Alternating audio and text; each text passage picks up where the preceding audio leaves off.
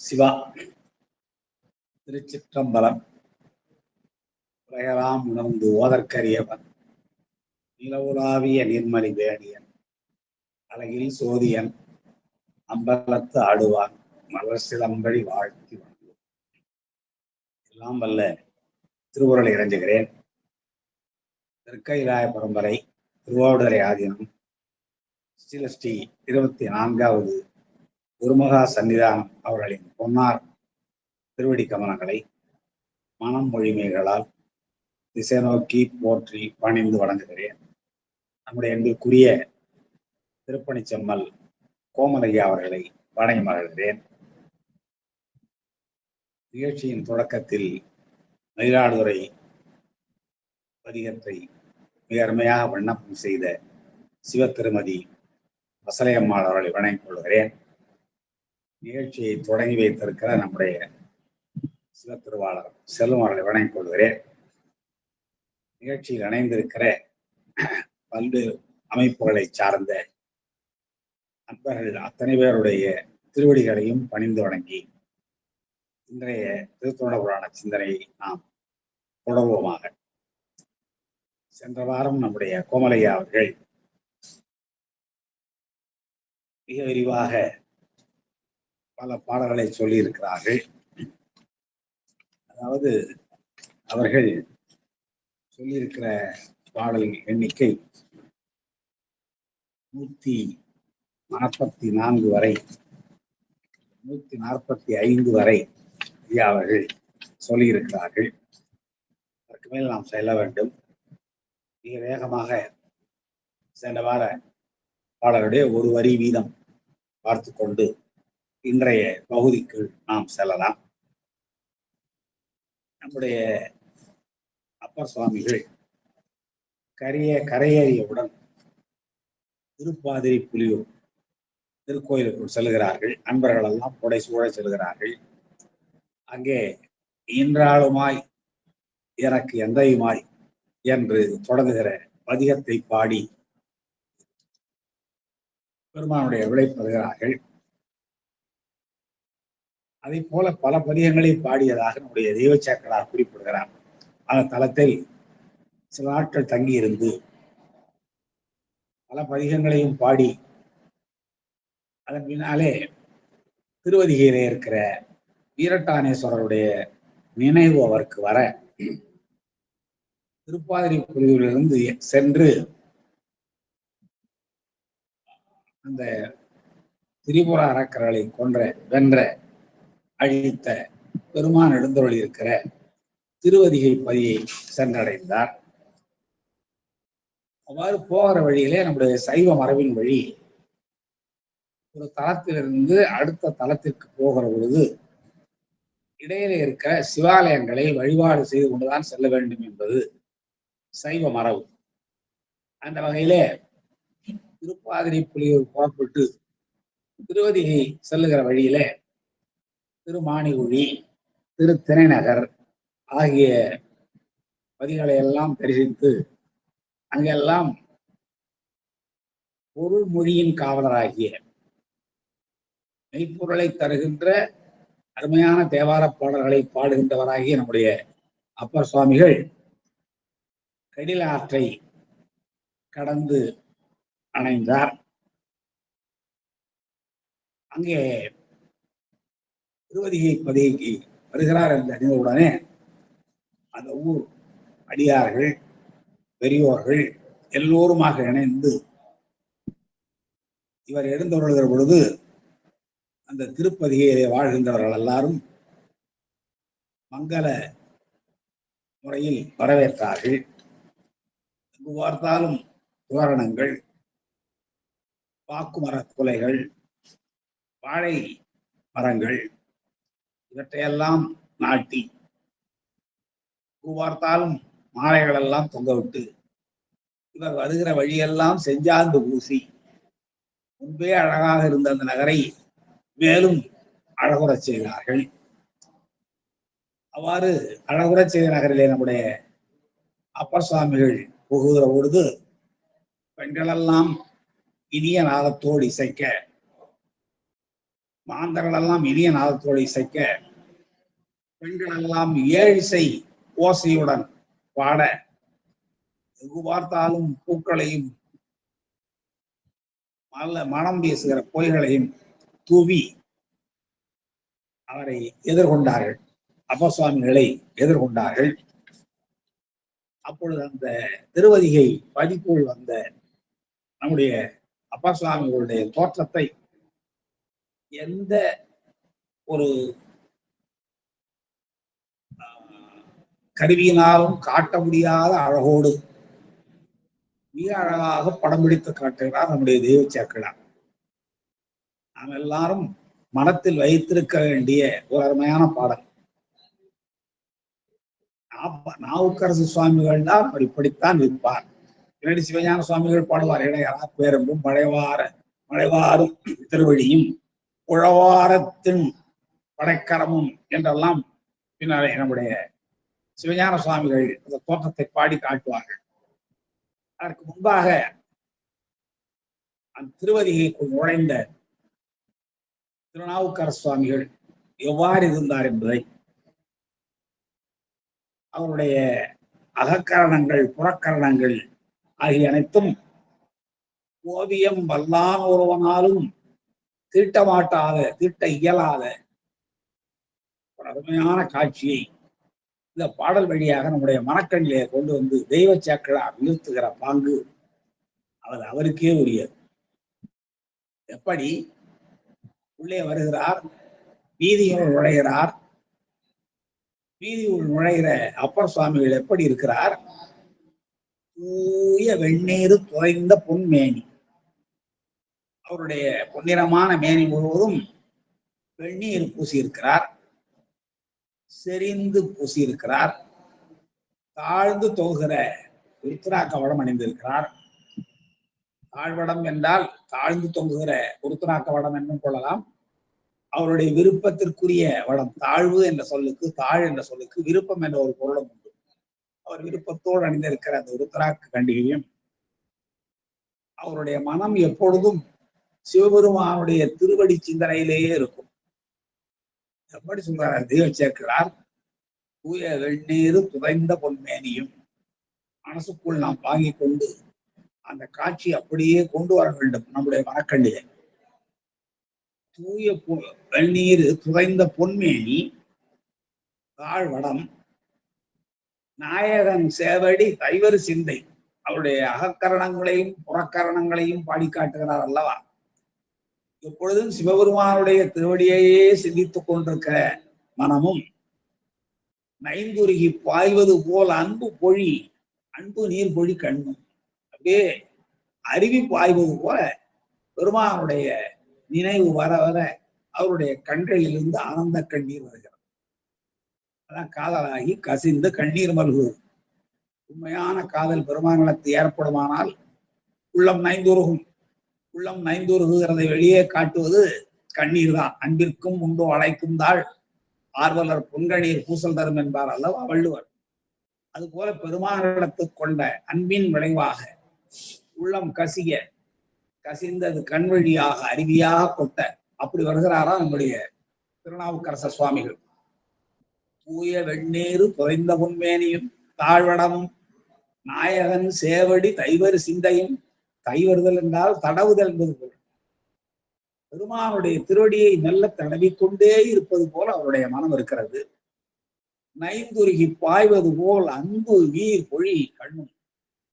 கண்கள்ல இருந்து நீர் பொழிகிறது. அது என்ன? அன்பு நீர் பொழிகின்ற கண்ணீர். பதிக செஞ்சொல் மேய செவ்வாய். அவருடைய வாய் எப்பொழுதும் பதிகமாகிய செஞ்சொற்களை பாடிக்கொண்டே இருக்கும். வாய் தேவாரம் பாடிக்கொண்டிருக்கிறது. கண்கள் ஆனந்த கண்ணீரை பொழிந்து கொண்டே இருக்கிறது. மேனியெல்லாம் தூய வெந்நீர், பொன்னிறமான மேனி, தாழ்வடம் தொங்குகிறது. பெருமானுடைய திருவடியையே சிந்தித்துக் கொண்டிருக்கிற மனம். இப்படியெல்லாம் சிறப்புடையவராகிய நம்முடைய நாவுக்கரச பெருமான் அந்த திருவதிகை வீதியின் உள்ளே புகுந்தார் என்று தெய்வ சேர்க்கிறார். மிக அற்புதமான, அதாவது மிகப்பெரிய ஓவியமெல்லாம் கூட எழுதி காட்ட உணாத ஒரு அற்புத காட்சியினை இந்த பாடல் வழியாக நம்முடைய தெய்வ சேக்கிழார் அவர்கள் நம்முடைய உள்ளத்திலே நிலைநிறுத்துகிறார்கள். புவனம் கடந்து நின்ற ஒருவன் தன் உள்ளத்தில் அழகொழுக எழுதி பார்த்திருக்கும் உயிரோவியமே என்பார் முத்துக்குமாரசாமி. இல்லை, மீனாட்சி அம்மை பிள்ளை தமிழிலே குமரகுரு சுவாமிகள் அம்மையினுடைய தோற்றத்தை அப்பன் எப்படி உள்ளத்தில் எழுதி வைத்திருக்கிறாராம். புவனம் கடந்து நின்ற ஒருவன், அதான் சிவன், தன் உள்ளத்தை அழகொழுக எழுதி பார்த்திருக்கும் உயிர் ஓவியம். அதுபோல உயிர் ஓவியமாக தெய்வ சேக்கிழார் அவர்கள் நம்முடைய அப்பர் சுவாமிகள் திருப்பதிக்குள்ளே நுழைந்த பொழுது மிகருமையாக படம் பிடித்து காட்டினார்கள். பற்றியெல்லாம் நம்முடைய ஐயா அவர்கள் சென்ற வாரம் மிக விரிவாக சொல்லி இருக்கிறார்கள். இவர் உள்ளே நுழைந்தவுடனே இந்த காட்சியை கண்டவர்களுடைய கைகள் எல்லாம் தானாகவே தலைமையில் குவிந்தன, இயல்பாக குவிந்தன. அப்படி ஒரு தோற்றம். அப்படி சொல்லிக் கொள்கிறார்கள் எல்லோரும். இப்படிப்பட்ட கருணை உருவான இந்த வடிவத்தை கண்டதற்கு பிறகும் ஆண்களாகிய கிழோர்கள் அவர்களுடைய புத்தியை கேட்டுரைத்த அந்த பல்லவன் ஆகிய இவர்களெல்லாம் இப்படிப்பட்ட ஒரு தீய செயலை வீட்டறையில் பூட்டியிருப்பார்களா? பாலில் நஞ்சு கலந்து ஊட்டி இருப்பார்களா? யானையை ஏவி இருப்பார்களா? கல்லில் கட்டி கடலில் போடுவார்களா? இப்படிப்பட்ட கருணை திருவுருவத்தை கண்டவருமா அவர்களெல்லாம் செய்தார்கள் என்றெல்லாம் பேசிக்கொண்டார்கள். அவ்வாறு பேசிக்கொண்டே தொண்டாண்டு கொண்ட பிரானாகிய திருநாவுக்கரசு சுவாமிகளை தொழுது வணங்கினார்கள். இவ்வாறாக மக்களெல்லாம் போற்ற, அடியார்களெல்லாம் தங்களுடைய திருமேனியிலே நீக்கோடி விளங்க சூழ்ந்து செல்ல, அன்பராகிய அப்பர் சுவாமிகளும் பவள செம்பண்ணர் கோயில் ஆக பெருமான் எழுந்தருள் இருக்கிற வீரட்டானேஸ்வர திருக்கோயிலுக்குள் சென்று சேர்ந்தார். முன்னாடி ஒரு தடவை வந்திருக்கிறாரு. அப்பதான் தமக்கையார் அழைத்து சென்றார், கூட்டாயிரவாறு பாடினார் என்பது நமக்கு தெரியும். இப்பொழுது 2வது முறை சொல்லுகிறான். அங்கே உள்ளே போன உடனே தேவர்களுக்கெல்லாம் தலைவனாக வழங்குகிறவனும் தன்னை தடுத்தாட்கொண்டு இல்ல தன்னை ஆளாக ஏற்றுக்கொண்டு புறச்சமயத்திலிருந்து சைவ சமயம் சார சூளை நோய் தந்து அருள் செய்தவராகிய அந்த பெருமானை திருக்கோயிலுக்குள்ளே புகுந்து இறங்கி வணங்கி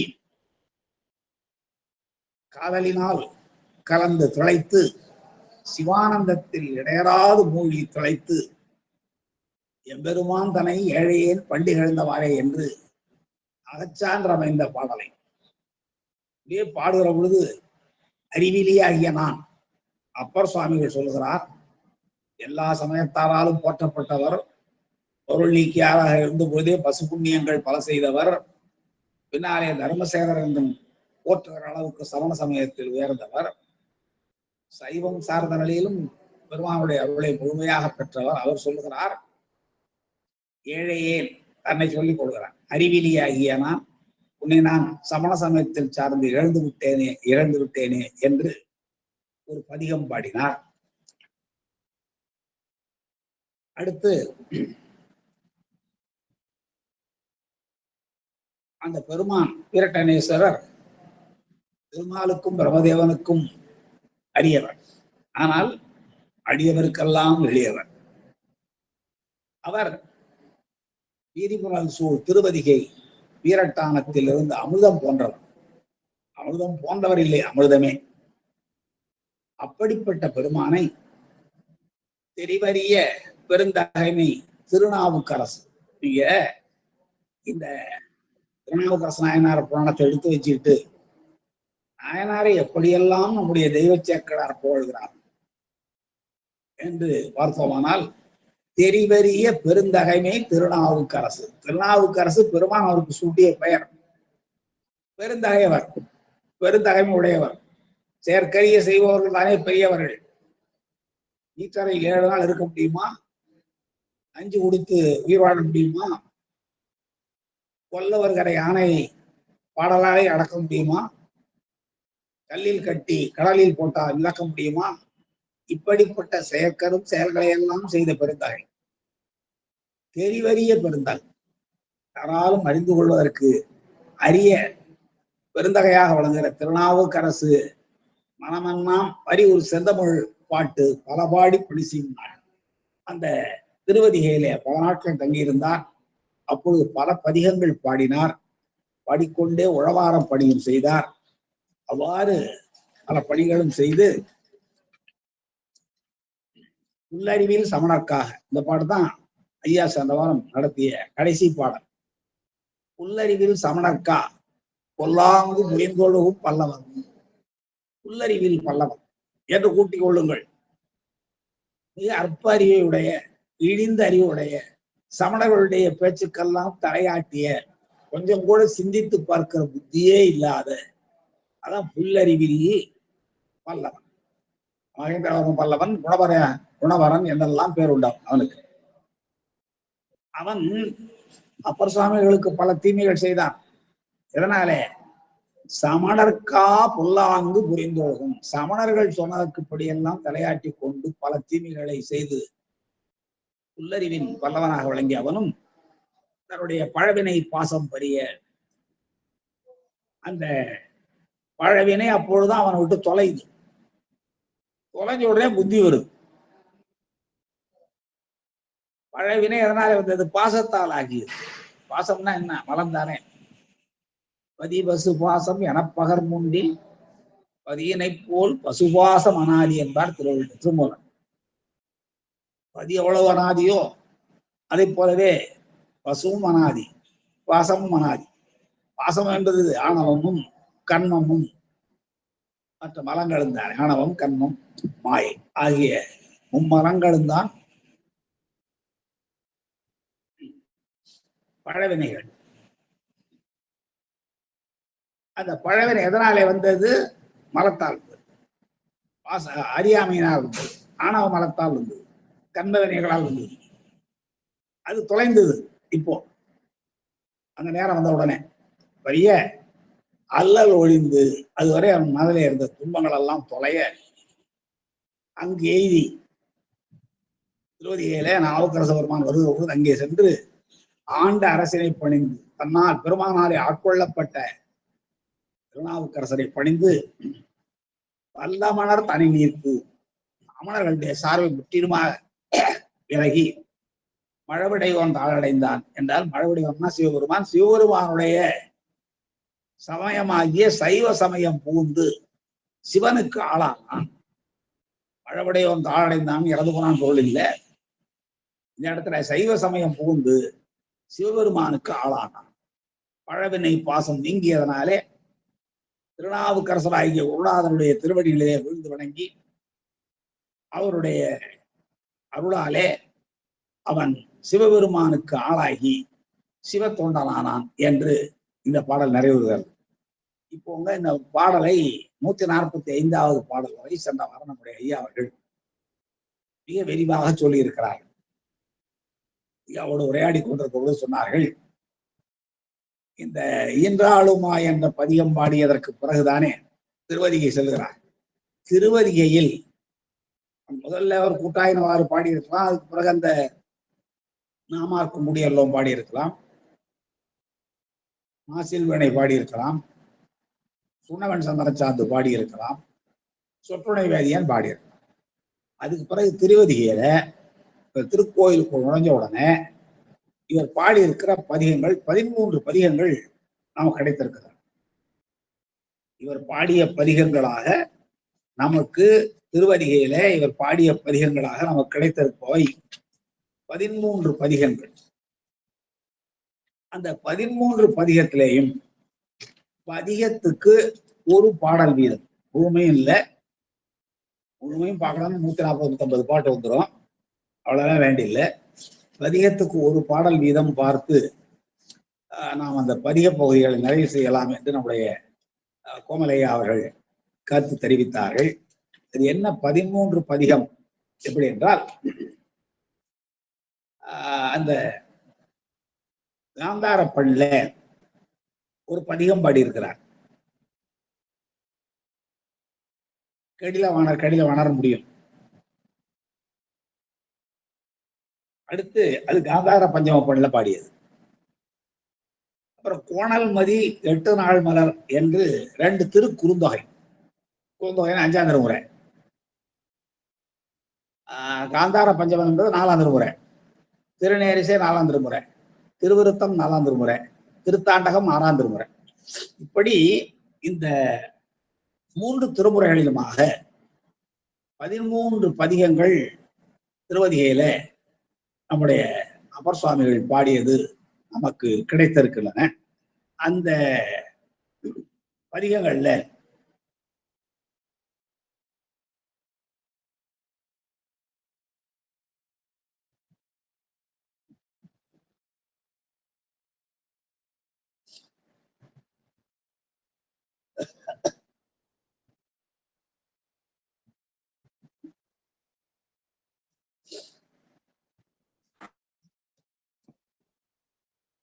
ஒவ்வொரு பதிகம் வீதம், ஒவ்வொரு பாடல் வீதம் மிக விரைந்து நாம் பார்த்துவிட்டு அடுத்த பகுதிக்கு செல்லலாம். முதல்ல என்ன பதிகம் பாடி கிடைச்சதுன்னா, இந்த காந்தார பஞ்சம பண்ணில் பாடிய ஏழை திருத்தாண்டகம் என்று சொல்ல இல்ல, காந்தார பஞ்சம பண்ணில முதல்ல அவர் பாடியது அந்த திருத்தாண்டகம் பாடி இருக்கிறார். அதை நம்ம வரிசையா பார்த்து போறோம். இல்ல வரலாற்று முறையில் நாம் பார்க்கணும்னு சொன்னா,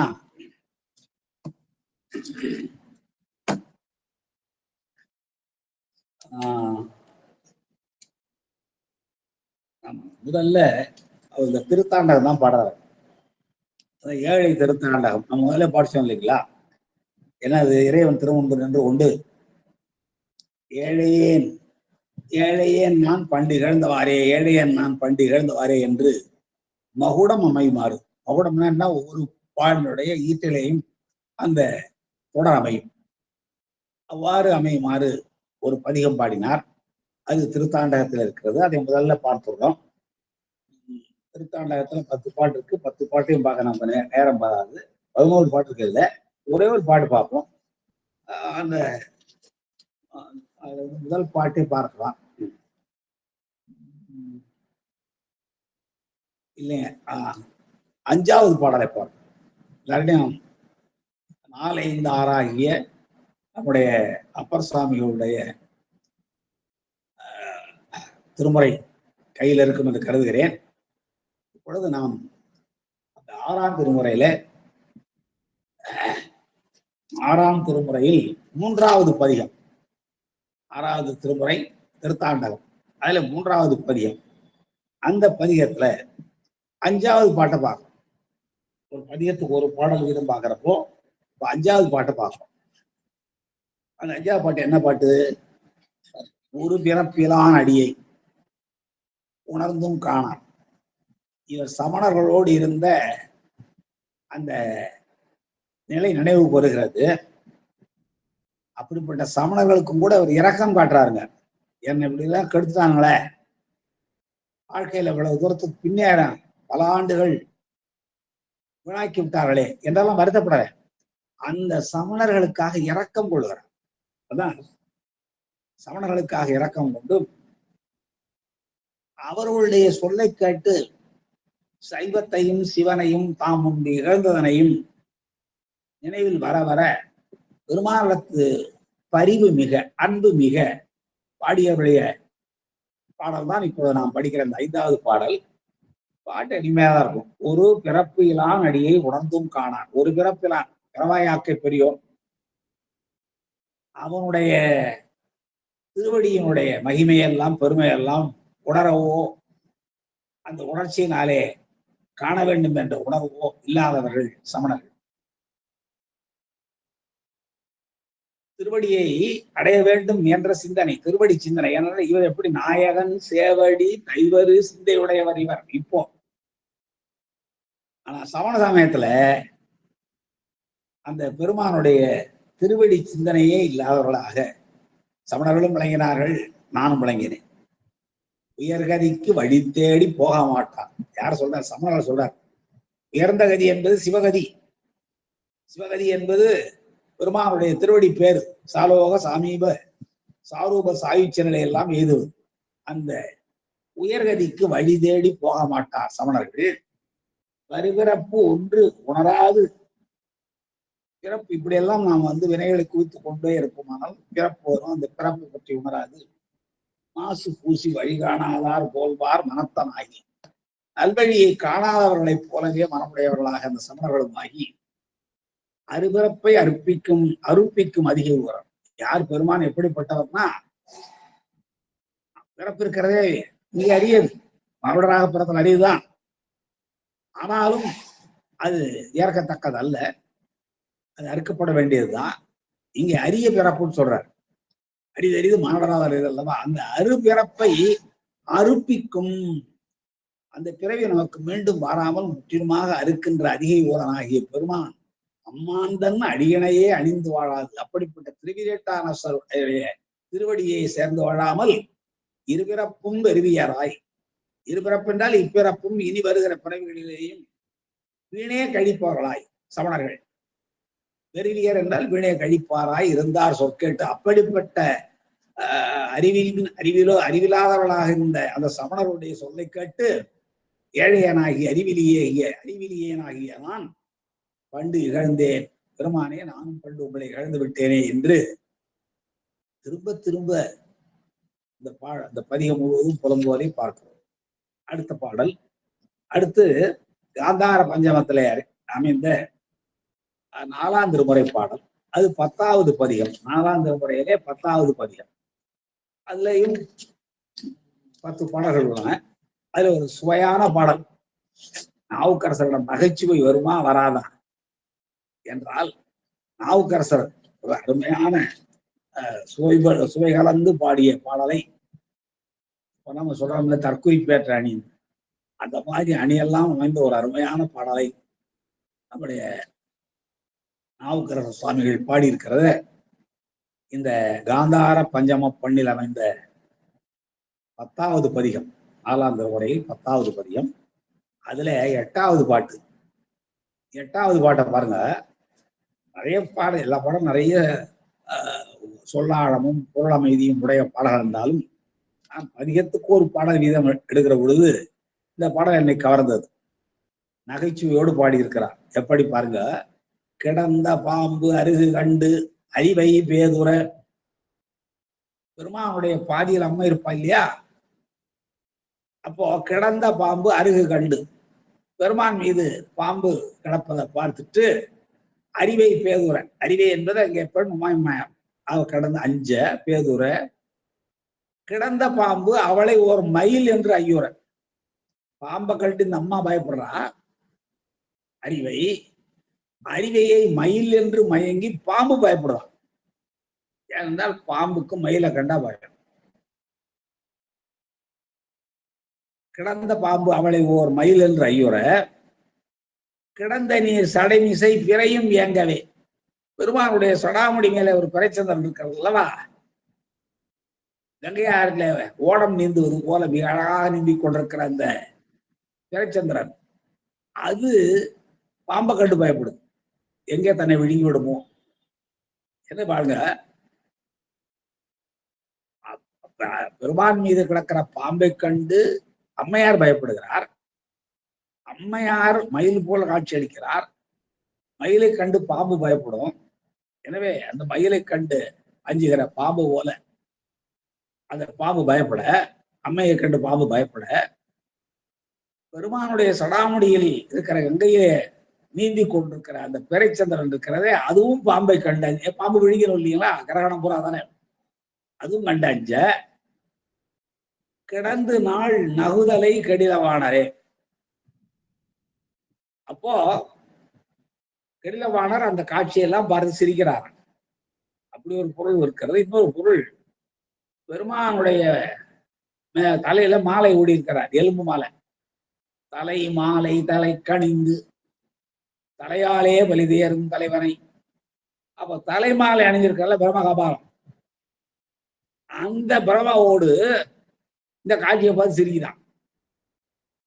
பாம்பை கண்டு அம்மை பயப்பட, அம்மையை மயில் என்று கருதி பாம்பு பயப்பட, பாம்பு எங்கே தன்னை விழுங்கி விடமோ என்று திங்கள் பயப்பட, இந்த காட்சியை பார்த்து தலையில் இருக்கிற ஒரு பிரம்மகபாலம் சிரித்தது என்று நகைச்சுவை கூட பாடியிருக்கிறார். அது காந்தார பஞ்சபத்தில் அமைந்த பாடல். ரெண்டாச்சுங்களா? அடுத்து பாருங்க, 5ஆம் திருமுறையில 53வது பதியம். 5ஆம் திருமுறையில் 53வது பதியம். வரலாற்று முறையில் ஒரு புத்தகம் வச்சிருந்தீங்கன்னா நான் சொல்லும் போது நீங்க தனியா எடுக்க வேண்டிய அவசியமே இல்லை. ஒரு புத்தகம் உங்களிடம் இருக்குமானால் இது வரலாற்று முறையில் அமைந்த அப்பர் சுவாமிகளுடைய தேவாரம், திருநாவுக்கரசர் தேவாரம் வரலாற்று முறை. இந்த புத்தகம் இருக்குமானால் வரிசையா அப்படி வந்துடும். இல்லைன்னா நீங்க 4, 5, 6 மாறி மாறி தேடணும்.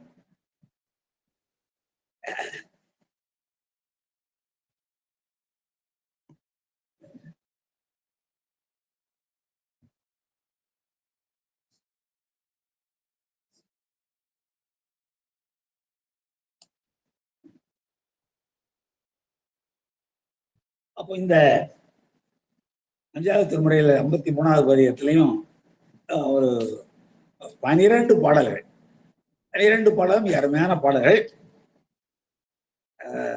நான் எடுத்துக்கொண்டிருக்கிற பாடல் முதல் பாடலை சொல்றேன்.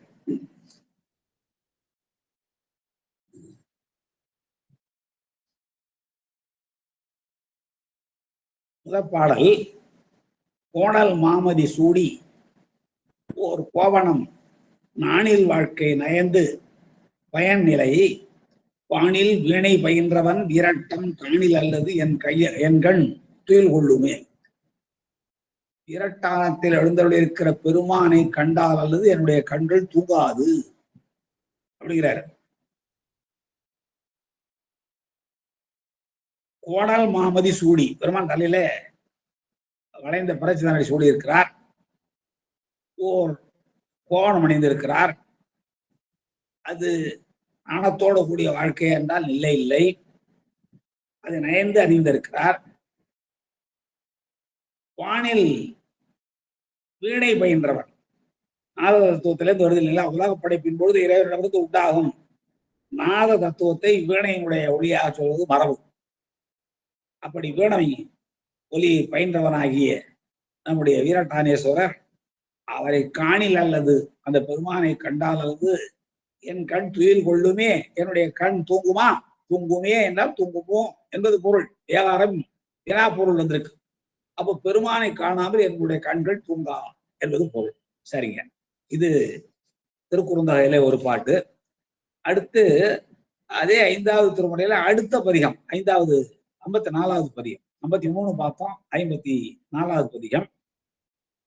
அந்த 54வது பதிகம் முழுவதிலேயும் அஷ்ட புஷ்பத்தாலே பெருமானை வழிபாடு செய்கின்ற முறையை சொல்லுகிறார் நம்முடைய அப்பர் சுவாமிகள். 8 நாள் மலர் கொண்டு இருந்தா எல்லா பாட்டிலையும் வரும். 8 நாள் மலர் கொண்டு அவன் சேவடி மட்டலர் இடுவார். பெருமானுடைய செம்மையை செய்கின்ற திருவடியில், வீடு பெற்ற தருகிற திருவடியில் 8 மலர்களை தூவி, அது என்ன சொல்றா பாருங்க, கட்டித்தேன் கலந்தன்ன கடில வீரட்டான், வெள்ளக்கட்டியில தேன் கலந்தது போன்ற இனிமையாகிய விளங்குகிற வீரட்டானருடைய அடி சேர்கிறவர்களுக்கு, அவருடைய திருவடியை நினைப்பவர்களுக்கு அந்த திருவடியின் கண் 8 நாள் மலர், அந்த அளந்த புஷ்பங்களாகிய 8 மலர்களை சூடி யாரெல்லாம் வழிபாடு செய்கிறார்களோ அவர்களுடைய வினை மாயும், அவருடைய வினையெல்லாம் ஒழிந்து போகும் சொல்ற முதற்பாடம். அது 8 நாள் உங்களுக்கு தெரியும். அகமலர் 8, புறமலர் 8 சொல்லுவாங்க. புறமலர் என்பது நம்ம கண்ணுக்கு தெரிய போட்டு போட்டு போட்டு வழிபாடு செய்வது. அது புன்னை, வெள்ளருக்கு, செண்பகம், நந்தியாவர்த்தம், நீலோற்பலம், பாதிரி, அலரி, செந்தாமரை என்றும் புறமலர்கள். அதே போல அகப்பூசையின் பொழுது வழிபாடு செய்கிற அகமலர்கள் 8 மலர்கள். அவை என்ன? கொல்லாமை, அருள், பொறியடக்கம், பொறை, தவம், வாய்மை, அன்பு, அறிவு. ஆக இந்த அகமலர்கள் 8ஆலும் புறமலர்கள் 8ஆலும் பெருமானுடைய திருவடிகளிலே, அந்த திருவடி எப்படிப்பட்டது? வெள்ளக்கட்டியில் தேன் கலந்தது போன்ற மிக இனிமையான திருவடியில் யார் நாள்தோறும் ஆழ்மலர் கொண்டு புதிய மலரை கொண்டு அந்த தேர் ஒழுகிற மலர்களை இடுகிறார்களோ அவர்களுடைய வினையெல்லாம் மாய்ந்து போகும் என்று நம்ம அப்பர் சுவாமிகள் தெளிவுபடுத்துகிறார். எனவே நம்ம வினை இருக்கிறது அஞ்ச வேண்டிய அவசியம் இல்லை. நம்முடைய வினையில் தான் உருவெடுத்திருக்கிறோம். வினையனுடைய பயன்தான் இந்த உடம்பு, வினையனுடைய பயன்தான் நாம் வாழ்கிற வாழ்க்கை. அந்த வினை போகங்களை எல்லாம் துய்த்துக் கொண்டிருக்கிற பொழுது அஞ்சவே வேண்டாம். பெருமானுடைய திருவடிகளில் 8 நாள் மலர்களை, அந்த அலர்ந்த புஷ்பங்களாகிய அந்த 8 மலர்களை நான் சொன்ன பாருங்க, புன்னை, வெள்ளருக்கு, செண்பகம், நந்தியாவர்த்தம், நீலோற்பலம், பாதிரி, அவரி, செந்தாமரை என்று சொல்லப்படுகிற 8 நாள் மலர்களை அந்த பாலோடு தேனோடு கட்டி கலந்தது போன்ற பெருமானுடைய இனிமையான திருவடிகளில் தேனொழுக உள்ள அந்த மலர்களை எல்லாம் யார் இட்டு வழிபாடு செய்கிறார்களோ அவ்வாறு வழிபாடு செய்கிற பொழுது உள்ளத்தில் கொல்லாமை, அருள், பொறியடக்கம், பொறை, தவம், வாய்மை, அன்பு, அறிவு என்ற அந்த 8 மலர்களையும் உள்ளத்திலே கொண்டு யார் வழிபாடு செய்கிறார்களோ அவர்களுடைய வினைகளெல்லாம் மாய்ந்து போகும் என்று இந்த திருக்குறுந்தொகையிலே நம்முடைய அப்பர் சுவாமிகள் பாடுகிறார். அடுத்து திருவதிகை வீரட்டானத்திலே தான் மறுபடியும் அங்கே கொப்பளித்த திருநேரிசை என்ற 4ஆம் திருமுறையிலே 24வது பதிகம். பாடல் முழுவதிலேயும் கொப்பளித்த கொப்பளித்த கொப்பளித்த கொப்பளித்த என்று 10 பாடல்லையும் வரும். அடிகள் தோறும் வரும், அடிதோறும் வரும். கொப்பளித்தெல்லாம் வேற ஒண்ணும் இல்லை, மிகுந்து வெளிப்பட்டு தோன்றுவது. நம்ம உடம்புல கொப்பளம் வச்சுன்னா என்ன அர்த்தங்க? தோல் மேலே மிகுந்து வெளிப்பட்டு தோன்றுகிறது, உள்ளே இருக்கிற தேவையற்ற ஒன்று வெளிப்பட்டு தோன்றுவது. அதுபோல இங்கே தேவையற்ற ஒன்று அல்ல, எது மிகுதியாக தோன்றுகிறதோ அதை பாடுகிறார் நம்முடைய அப்பர் சுவாமிகள். ஒரே ஒரு பாட்டு எடுத்துவோம். இந்த பாட்டு முழுவதும், பதிகம் முழுவதும் சொல் பொருள் பின் வரநிலை அணி அமைந்தது. அந்த சொல்லே திரும்ப திரும்ப வரும், பொருள் மாறுபடாது. கொப்பளித்த என்னன்னா மிகுந்து தோன்றுதல் என்பது பொருள். முதல் பாட்டை பாருங்க. இரும்பு கொப்பளித்த யானை. இரும்பின் நிறம் போல கரிய நிறத்தை மிகுதியாக தோன்றுகிற யானை. அந்த யானையினுடைய ஈரூரி போர்த்த ஈசன், அந்த யானையினுடைய தோலை போர்த்த ஈசன். அவன் யாரை மணந்து கொண்டிருக்கிறான், யாரை பாகமாக கொண்டிருக்கிறான்? கரும்பு கொப்பளித்த இன்சொல் காரிகை. கரும்பு சாறு எவ்வளவு இனிமையாக இருக்குமோ அதை போல மிகுந்து இனிமையாக தோன்றுகிற இன்சொல்லை பேசுகிற காரிகையாகிய உமையம்மையை பாகமாக கொண்டவன். சுரும்பு கொப்பளித்த கங்கை தோலை நீர். மேல சடாமுடியில மரங்களெல்லாம் மறந்திருக்கிற, தடாகங்கள் எல்லாம் இருக்கிற அந்த பூக்கள் நிறைந்திருக்கிற பகுதியிலே வண்டுகளெல்லாம் மொய்க்குதான். அங்கே அப்படிப்பட்ட மலர்கள் அணிந்திருக்கிற, மலர்கள் சூடி இருக்கிற சடாமுடியிலே வண்டுகளெல்லாம் மொய்க்க அங்கே கங்கை நீர் ஓடுகிறது. அதை சடாமுடியிலே ஏற்ற அரும்பு கொப்பளித்த சென்னி. நல்ல மலர்களின் அரும்புகள் எல்லாம் மிகுந்து தோன்றுகிற சடாமுடியினுடைய அதிகை வீரட்டான் என்று பாடல் போதும் கொப்பளித்த என்று சொல்வது போல பாடியிருக்கிறார். அன்பர்கள், நான் ஒரு பதிகத்துக்கு ஒரு பாடல் தான் எடுத்து காட்டுகிறேன்.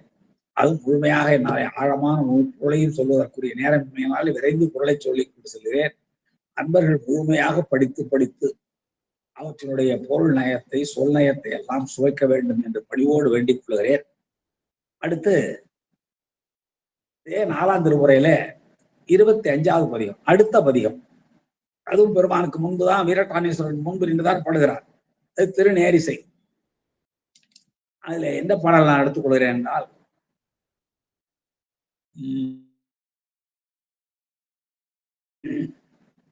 எல்லா பாடம் நல்லா இருக்கு. அதுல 3வது பாடலை பாருங்க. உனையே கழிக்க வேண்டில் உணர்மின்கள் உள்ளத்துள்ளே. இந்த உடம்பு எடுத்தல் ஆகிய பிறவி துன்பத்தை போக்க வேண்டும் என்று கருதுகிறீர்களா? கவலைப்படாதீர்கள். உள்ளத்துள்ளே உணர்மின்கள், மனதுக்குள்ளேயே பெருமானுடைய திருவடி சிந்தனையை கொள்ளுங்கள். சுவ அனுபவம், சுவையான அனுபவம், சொந்த அனுபவம். அந்த அனுபவத்தை நமக்கு உபதேசமாக தருகிறார் நம்முடைய அப்பர் சுவாமிகள். உனையே கழிக்க வேண்டில். உன்ன தசை, தசைத்திரளாலான இந்த பிறப்பு உடம்பு, இந்த உடம்பு தந்த பிறப்பு, இந்த பிறவி துன்பம், இதை நீங்கள் போக்க வேண்டும் என்றால் உள்ளத்துள் உணருங்கள். எதை? தேனைய மலர்கள் கொண்டு சிந்தையுள் சிந்திக்கின்ற ஏனைய பலவுமாகி இமயவரையத்த நின்ற அல்ல தேன் நிறைந்த மலர்களை எல்லாம் தூவி தேவர்களெல்லாம் போற்றுமாறு நின்ற ஆனையின் உரிவை போர்த்தார் அதிக வீரட்டானாரை. யானையின் தோலை போர்த்த அதிக வீரட்டானாரை நீங்கள் எப்பொழுதும் சிந்தியுங்கள். அதான் என்ன? தேனைய மலர்கள் கொண்டு சிந்தையுள் சிந்திக்கின்ற ஏனைய பலவுமாய் அல்ல தேனொழுகுகின்ற மலர்களை கொண்டு வழிபாடு செய்து அவருடைய எண்ணத்தையே சிந்தையுள் கொண்டு அதை போலவே இமையவர்களாலும் போற்ற நின்ற அந்த அதிகை வீரட்டாரை யானையின் தோலை போர்த்த அதிக வீரட்டார் இணையங்கள் என்று இந்த பாடலை சொல்லுகிறார். அடுத்து அதே திருமுறையில் 26வது பதிகம், வரிசையா 26வது பதிகம், அதுல அதிகை வீரட்ட நீரே அதிகை வீரட்ட நீரேன்னு தான் எல்லா பதிகமும் முடியும். மகுடமாக எல்லா பாட்டும் முடியும். அதுல நான் இந்த எடுத்துக்கொள்கிற பாட்டு 5வது பாடம்.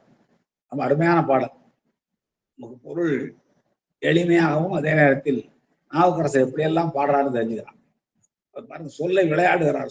அதான் அவரை தமிழாளியார் என்றும் வாக்கின் மன்னர் என்றும் நாவுக்கரசர் என்றும் சொல்லுவதற்கு காரணம் தான். அஞ்சினால் ஏற்றப்பட்ட ஆக்கையை பெற்று, யாக்கைனா உடம்பு. நம்ம உடம்பு எதனால ஆனது?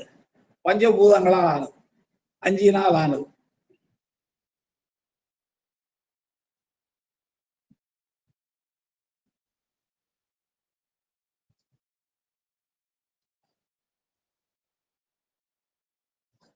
அஞ்சினால் ஆக்கப்பெற்ற, 5 இயற்றப்பட்ட ஆக்கை பெற்று. பஞ்சபூதங்கள் நிலம், நீர், தீ, வளி, வெளி என்ற இந்த 5 ஆக்கப்பட்டதுதான் உடம்பு. அண்டம் எப்படியோ அப்படித்தான் பிண்டமும். அண்டத்தில் உள்ளதுதான் பிண்டத்தில் வரும்பாங்க. இந்த பஞ்சபூதங்களாலதான் உலகம்.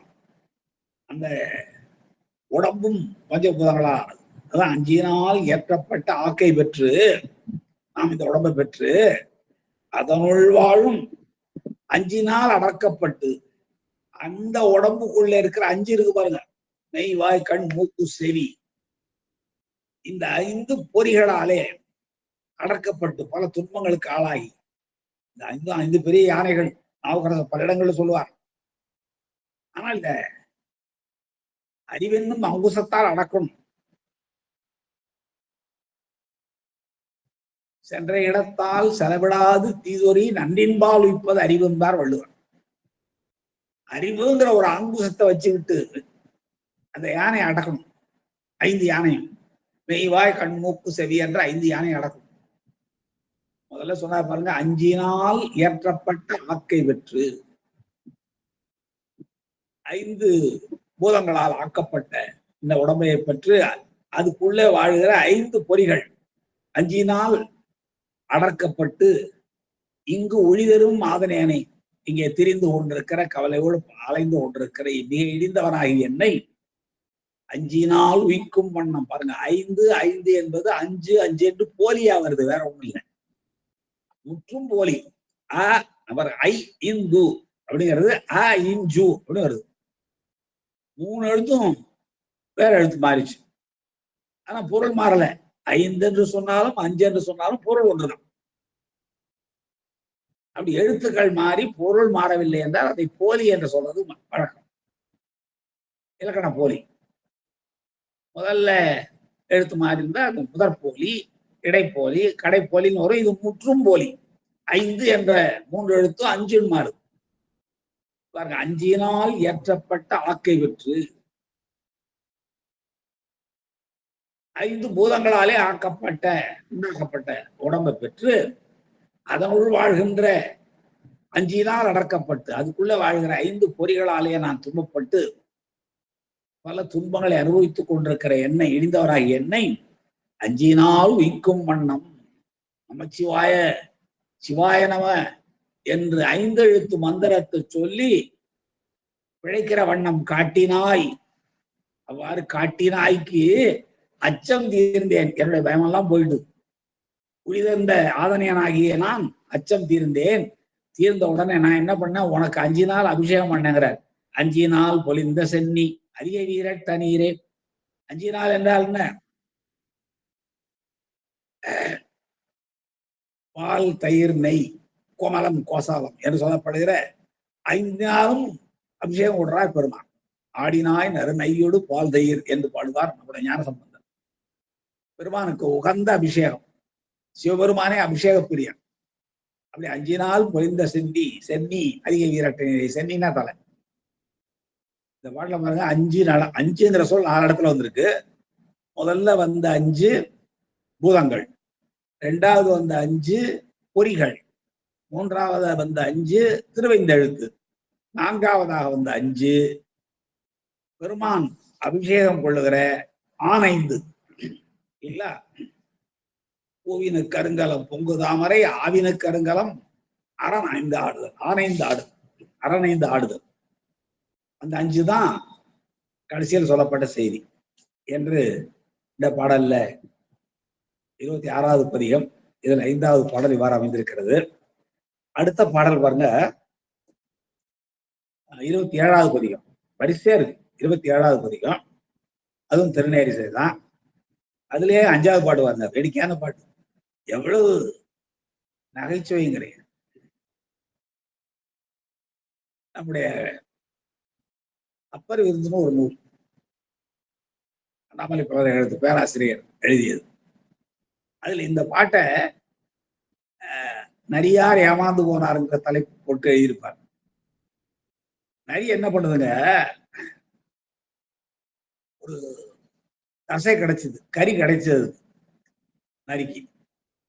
அது என்ன தசையோ இருக்கட்டும், அது புலி இறந்து போற புலியின் தசையோ யானையின் தசையோ ஏதோ ஒரு விலங்கினுடைய தசையை கம்பி இழுத்து கொண்டு தன்னுடைய இருப்பிடத்தை நோக்கி ஓடிக்கொண்டிருக்கிறது. அவ்வாறு ஓடுகிற வழியில ஒரு ஆறு குறுக்கிட்டுது. குறுக்கிட்டு அந்த ஆறுல பெரிய பெரிய வரால் மீன்கள் துள்ளி குதிக்கின்றன. இந்த வரால் மீன்களை பார்த்த உடனே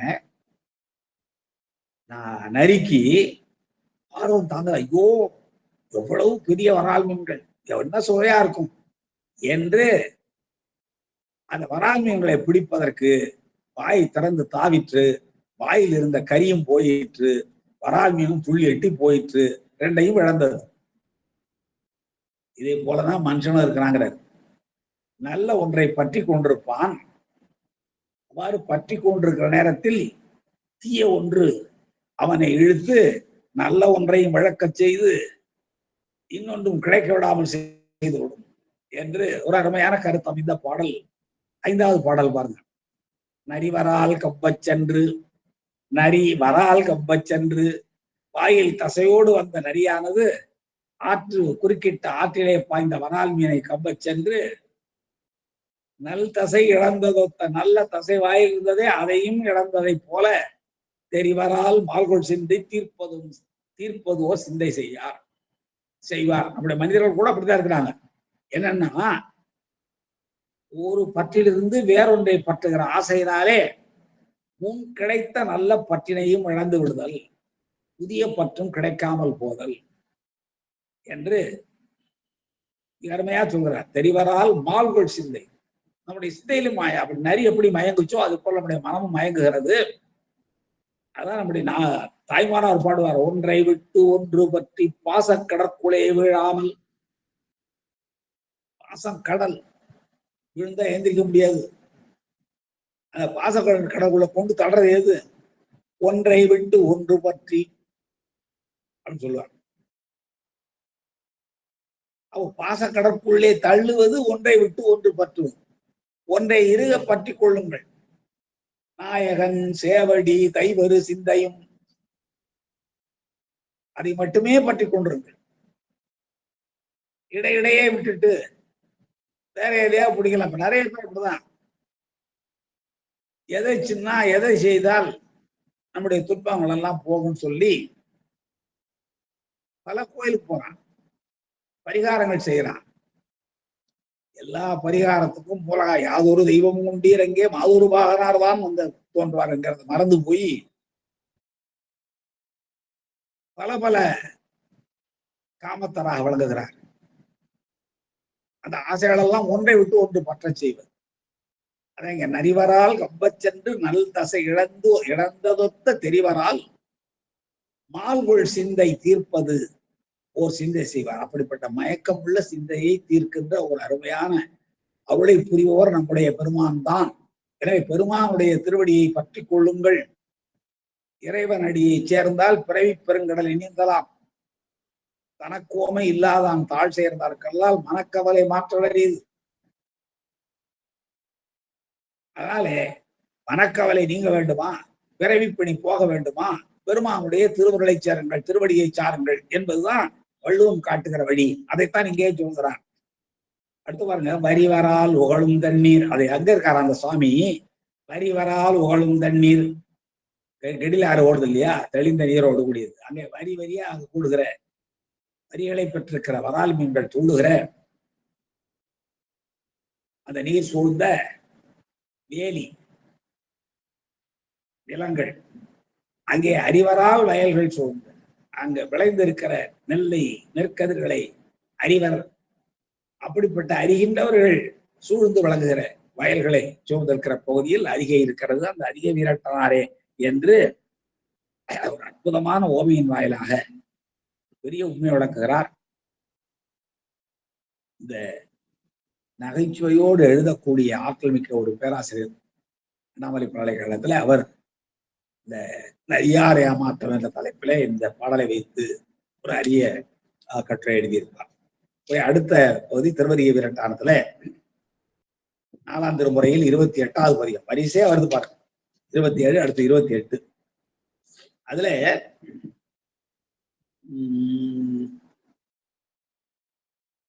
தான் எப்படி எல்லாம் வாழ்ந்தவங்க சொல்றாரு. இந்த நம்முடைய நாவுக்கரசு பெருமான் சமணத்திலிருந்து சைவம் புகுந்த போது அவருக்கு ரொம்ப வயசாயிட்டுது. சற்றேறத்தாழ 52 ஆண்டுகளுக்கு பிறகுதான் சைவத்துக்கு வர்றாரு. மறுபடியும் பெருங்காலத்தை இளமை பருவத்திலிருந்து மருளிக்கையாக இருந்த காலத்திலிருந்து அங்கே போய் சற்றேறத்தாழ ஒரு 30 ஆண்டுகளுக்கு மேலாக இருக்கும் சமணத்துல போய் மாட்டிட்டாரு. அதெல்லாம் சொல்றாரு பாருங்க. முன்பேலாம் இளைய காலம், முன்பேலாம் நான் இளமையாக இருந்த அந்த முன்பேலாம் மூர்த்தியை நினையாதோடி, மூர்த்தினா சிவபெருமான் தான் மூர்த்தி, மூர்த்திமான் எல்லாம் அவர்தான். மூர்த்தியை நினையாதோடி கண்கண இருமினாலும் திருடித்தோ நோயெல்லாம் வந்த பொழுது கருத்தழிந்து அறுத்தமின்றி, கருத்தெல்லாம் வேலை செய்யாது, அறுத்தமின்றி பின்பகல் குணங்கரட்டும் பேதைமார் போன்றேன். சமண சமயத்தில் இப்படி எல்லாம் பண்ணுவாங்க. சாப்பிட வேண்டிய நேரத்தை விட்டுட்டு இல்ல காலை நண்பகல் இரவு, அது கூட சாதாரண மனிதர்களுக்கு. ஒருவேளை உண்பான் யோகி, ஒருவேளை உண்பான் யோகி, யோகிங்கிறவன் ஒரே ஒரு வேலை தான் சாப்பிடுவான். இருவேளை உண்பான் போகி, உண்மையான இன்பத்தை அனுபவிக்கிறவன் 2 வேளை சாப்பிடுவான். 3 வேளை உண்பவன் ரோகி, நோயாளி. நிறைய நோய் இல்லாத மனிதர்களே இல்லை. காரணம் என்னன்னா குறைந்தபட்சம் 3 வேளை சாப்பிட்டாலே நோய் வருங்கிறான். நம்ம 3 வேளைக்கு மேலே நிறைய சாப்பிடுவோம். இங்க பாருங்க, ஒரு வேளை சாப்பிட்றவன் தான் யோகி, பெருமானுடைய திருவடி சிந்தனையோட இருக்க முடியும். வயிறு காஞ்சாதாங்க இது வேலை செய்யும். ஏனென்றால் உடற்கூற்றின்படியே வயிற்றில் நிறைய சோத்தை போட்டுட்டே இருந்தோம்னா அது செரிக்கிறதுக்கு தான் ரத்தம் முழுவதும் போகுமே தவிர மூளை பகுதிக்கு ஒண்ணுமே போகாது. எனவே அது வேலை செய்யாது. ஆனா அந்த வயிறோடு வாழ்வது ரொம்ப கடினம். வேறு பாடுவார் இல்லைங்களா, ஒரு நாள் உழவை ஒழியந்தால் ஒழியாய், 2 நாளை ஏழென்றால் ஏழாய், ஒரு நாளும் என்னோவரியாய் இடும்பை கூர் என்பயிரே உன்னோடு வாழ்ந்தார் இருந்தார். உன்னோட வாழ்றது ரொம்ப கஷ்டம். அது போல இங்கே முன்பெல்லாம் இளைய காலம் மூர்த்தியை நினையாதோடி கண்கண இருமி, கணகணகணன் இருமா சளியோட இருமி நாளும் கருத்தழிந்து அறுத்தமின்றி பின்பகல் உணங்கலட்டும். உணங்கல்னா உணவு, பிற்பகல்ல நம்ம பிற்பாலெல்லாம் 12 மணிக்குங்கிறோம். ரொம்ப சாயந்தர நேரத்துல உணவட்டும் பேதைமார் போன்றேன். அப்படிப்பட்ட அறிவற்றவர்களை போன்று நான் இருக்கிறேன். உள்ளம் அன்பனாய் வாழ மாட்டேன். அதிகை வீரட்டணீரே, அதிகை வீரட்டணீரே, நான் உள்ளத்தில் அன்போடு வாழவில்லை என்று தன்னுடைய இளமை காலத்தை சமணத்தில் தொலைத்து விட்டதனாலே வருந்தி புலம்பி பாடிய பதியம் தான் இந்த பதியம். இன்னும் நிறைய பாடல்கள் இருக்கின்றன. அதுல 6 பாடல் தான் கிடைத்திருக்கு. அடுத்து பாருங்க, 4வது திருமுறையில 104வது பதியம், 104வது பதியம். அதுல 4வது பாட்டு பாருங்க, நல்ல சுவையா 4வது பாடல். எல்லா பாடலும் நாவுக்கரச பாடல் எல்லாம் பலாக்கனிதான். அதுல 4வது பாட்டு பாருங்க. மீனுடை தன்புனல் விரட்டரே, இடையில ஆறு ஓடுது. மீன்களை எல்லாம் நிரம்பி இருக்கின்ற குளிர்ச்சியான குரலை உடைய வீரட்டரே, வீரட்டானேஸ்வர பெருமானே, உண்மை வேண்டுகின்றது யான் உடைச்சில் குறை ஒன்றுள்ளது. என்னிடம் ஒரு குறை இருக்கியா, உன்னை வேண்டிதான் நான் தீர்த்துக்க முடியும். உண்மை வேண்டுகின்றது, உன்னிடம் வேண்ட வேண்டி இருக்கின்றது. எதை? யானுடைச்சில் உரை, என்னிடம் இருக்கிற ஒரு சின்ன குறை ஒன்று உளது, ஆலோசனை பொருள் இல்லை. உன்னிடம் வேண்டிக் கொண்டு தீர்த்து கொள்ள வேண்டிய ஒரு குறை என்னிடம் இருக்கிறது. வீரட்டரே, உன்னிடம் இருக்கிறது. மீனுடை தன்புனல் வீரட்டரே, மீன்களெல்லாம் துள்ளி விளையாடுகின்ற குடிச்சியான நேரையுடைய எழிலவாணரே, வீரட்டானேச பெருமானே, உண்மை யானுடைய சிறு உரை ஒன்று உளவு வேண்டுகின்றது. என்னிடம் ஒரு சின்ன குறை இருக்கிறது, அதை நான் உன்னிடம் வேண்டிக் கொள்கிறேன். அந்த குறையை தீர்த்து வை. ஒன்னும் பெரிய குறை அவருக்கு இல்லைங்க, உலகத்து நமக்காக சொல்றார். நருந்தன் இருக்கின்றேனுடைய கொன்றை சடை கங்கை கரைதவழும். பெருமானுடைய சடாமுடியை சிறப்ப சொல்றாரு. நருந்தன் எருக்கின், புதிய குளிர்ச்சியான எருக்க மாலையோட தேனுடை கொன்றை, தேனுடைய கொன்றையையும் சடை உடை சடாமுடியிலே உடைய கங்கை திரைதவழும், கங்கை அலையோடு கூடியிருக்கிற பூனுடை திங்கள் குழவி, பூனுடை வளைந்திருக்கிற குழவி திங்களை, இளம் திங்களை எப்போதும் குறிக்கொள்மினே. இதான் போற, வேற ஒண்ணும் இல்லைன்னு. வளைந்திருக்கிற பிறை சந்திரனை எப்பொழுதும் நினைவில் வைத்துக் கொள்ளுங்கள்.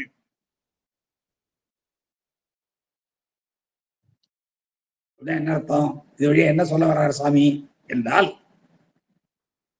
திங்கள் குழவி அந்த ஒற்றை கலை மட்டுமே இருக்கிற பொழுது அன்று சிவபெருமானுடைய திருவடியை அது சாரவில்லை என்றால் அழிந்து போயிருக்கும். அப்படி அழிந்து போகாமல் பெருமானுடைய திருவடியில் சரணமடைந்தது. சரணமடைந்த அந்த குழவியை, குழவி திங்களை தன்னுடைய சடாமுடியிலே தூக்கி வைத்துக் கொண்டு உலகமெல்லாம் வணங்குகின்ற ஒரு பெரும் சிறப்பினை தன்னை சரணடைந்தார்க்கு தந்தார் பெருமான். அதை நினைவில் வச்சுங்க சாமி. பாருங்க, வேற ஒண்ணு கேட்கல அப்பர் சுவாமிகள். உங்களுடைய திருவடியில் சரணமடைந்த திங்களை, குழவி திங்களை உங்களுடைய சடாமுடியில் வைத்திருக்கிறீர்கள். இதை நினைவில் வைத்துக் கொள்ளுங்கள் என்றால் என்ன பொருள்? உங்களை யாரெல்லாம் வந்து சரணம் என்று அடைகிறார்களோ அவர்களை எல்லாரையும் உங்களுடைய நினைவில் வைத்துக் கொண்டு சந்திரனுடைய குறையை எப்படி தீர்த்தீர்களோ, குறையை தீர்த்ததோடு மட்டுமல்லாமல் உலகத்தார் எல்லாராலும் வழிபடச் செய்கிற அளவுக்கு எப்படி சிறமேற்கொண்டீர்களோ அதை போல உங்களை வந்து வழிபாடு செய்கின்ற அடியார்கள் எல்லோரையும் காப்பாற்றி அருள்வீராக. இதுதான் என் குறை என்று சுவாமிகள் ரொம்ப அருமையா வேண்டுகிறார். பாருங்க, தனக்காக எதையும் வேண்டிக்கல, ஒரே தடவை வேண்டார். புழுவாய் பிறக்கினும் புண்ணியா உன்னடி என் மனம் வழுவாதிருக்க வரம் தர வேண்டும், என் மனத்தை வழுவாதிருக்க வரம் தர வேண்டும். அதான் ஒரே ஒரு வேண்டுகோள். அது கூட எனக்கு பணம் கொடு, காசு கொடு, நீண்ட வாழ்நாள் உடலாம் கேட்கல. என்னுடைய மனசுல பெருமானே உன்னுடைய திருவடி இருக்கணும். புழுவாய் பிறக்கினும் புண்ணியா உன் அடி, திருவடி என் மனத்தை வழுவாதிருக்க வரம் தர வேண்டும் என்று வேண்டிக் கொண்டான். தனக்கு வேண்டது. இங்கே வேண்டுவது நமக்காக. ஒரே ஒரு குறை எனக்கு இருக்கு சாமி, அதை நான் உங்ககிட்ட வேணும், வேற யார்கிட்ட போய் வேண்டது? அந்த குறையை தீர்த்து வைக்க வேண்டியது உங்க கடமை. என்ன கடமை, என்ன குறை என்றால் அவருடைய சிறப்பெல்லாம் சொல்றாரு. புதிய எருக்க அணிந்திருக்கிறீர்கள், எருக்க மலையே அதெல்லாம் பக்குவம். தேர் ஒழுகிற கொன்றை மாலை அணிந்திருக்கிறீர்கள், தங்கை சூடி இருக்கிறீர்கள். அப்படிப்பட்ட சடாமுடியுடைய பெருமானே அங்கே கொண்டு போய் திங்களையும் சூடி இருக்கிறீர்கள். அந்த திங்கள் என்ன திங்கள்? தக்ஷனுடைய சாபத்தால் க்ஷயரோகம் பெற்றது. கொஞ்சம் கொஞ்சமா உடம்பு குறைஞ்சுக்கிட்டே வந்தது. 14 கலைகள் அழிந்து போயின.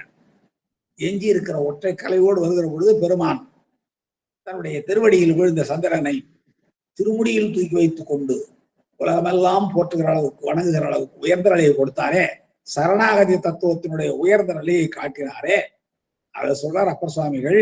அதுபோல யாரெல்லாம் அடியார்கள் உங்களுடைய திருவடிகளில் வந்து சாருகிறார்களோ அவர்களை உங்களுடைய குறிக்கொண்டு, நினைவில் கொண்டு, அவர்களுக்கு எப்பொழுதும் உறுதுணையாக இருந்து அவருடைய துயரங்களை எல்லாம் போக்கி எப்படி சந்திரனுக்கு அருள் செய்தீர்களோ அதை போல அருள் செய்யுங்கள். இதுதான் நான் வேண்டுகிற ஒன்று. இந்த குறைதான் நீங்கள் தீர்த்து வைக்க வேண்டிய குறை என்று இந்த பாடல் வழியாக வேண்டிக் கொள்கிறார் நாவுக்கரசர் நமக்கு நம்புறது. அடுத்து ஒரு திருத்தாண்டகம். அது 6வது திருமுறையில் 4வது பதிகம். முன்னாடி 3வது பதிகம் பார்த்தோம், பெரியளவு தோன்றையானே என்பது. அடுத்தது இங்க 4வது பதிகம். இதுல பாருங்க, எந்த பாட்டு எடுத்துக்கலாம்? 3வது பாட்டு எடுத்துங்க. எல்லா பாட்டும் அருமையா இருக்குதான், 3வது பாட்டு எடுத்துங்க. முண்டத்தின் பொலிந்திலங்கு மேனியானே. முண்டம்னா இறந்து போன பிரம்மதேவர்கள் எத்தனை பேர் செத்து போயிருப்பான் இல்லையா? தனி 100 கோடி பிரமர்கள் நொந்தினர். அவர்களுடைய தலைமாலையால் விளங்குகிற மேனியுடைய பெருமானே. முண்டம்னா அங்க தலை மட்டும். பொலிந்திலங்கு மேனியானே, முதலாகி நடுவாகி முடிவானானே. முதலாவன் தான், நடுவாவன் தான், முடிவன் தான். ஆதியாய் நடுவுமாகி அளவிலா அருளுமாகி, அளவிலா அளவுமாகி, சோதியா உணவுமாகி, தோன்றிய பொருளுமாகி, பெரியாய் ஏகமாகி, பெண்ணுமாய் ஆணுமாகி, போதியா நிற்கும் தில்லை பொதுநடம் போற்றி போற்றி என்று அப்படி தெய்வ சேர்க்கிறார். இதைத்தான் பாடுறாரு. அதான் பாருங்க, முதலாகி நடுவாகி முடிவானானே. தோற்றிய திதியே ஒடுங்கி மலத்துளம், எல்லாம் ஒண்ணுதான். கண்டத்தில் வெண்மறிப்பின் காரையானே. கண்டத்துல நம்ம இது வரைக்கும் திருநீரான் மட்டும் தான் பார்த்திருக்கோம். இப்போ ஒரு பன்றி கொம்பு ஒண்ணு தொங்குது. வெண் மறுப்பு, மறுப்புன்னா கொம்பு. வெள்ளை பன்றி வராக அவதாரம். இந்த வராக அவதாரத்துல இந்த அவதாரத்தினுடைய அந்த ஆங்காரத்தை குறைக்கிறதுக்காக சுவாமி பன்றியை கிழித்து அந்த பல்லை எடுத்து அணிந்து கொண்டான். அதான் கண்டத்தில் கழுத்துல வெண்மறுப்பின் வெள்ளை பன்றியினுடைய பல்ல காரையானை கம்பி போல கட்டி தொங்கிருக்காங்க. காரையானே, கரம் நாகம் கொண்டாடும் காட்சியானே. நல்ல சிரமிக்க பாம்பை உடம்பெல்லாம் போர்த்தி கொண்டு ஆடுகிற பெருமானே. பிண்டத்தின் இயற்கைக்கோர் வெற்றியானே. அதாவது இந்த உடம்பின் காரணமாக இருக்கிற எல்லா தத்துவ கூட்டங்களுக்கும் சார்பாக இருக்கிறார். தத்துவங்கள் தாத்துவிகங்கள் இதெல்லாம் ஆனதுதானே. அதான் சொல்றாரு, பிண்டத்தின் இயற்கைக்கோர் வெற்றியானே. பிண்டம் என்பது நம்ம உடம்பு. இந்த உடம்புக்கு என்ன காரணம் என்றால் எல்லா தத்துவங்கள், அதுக்கெல்லாம் சார்பாக இருக்கிறவன் பெருமான் தான்.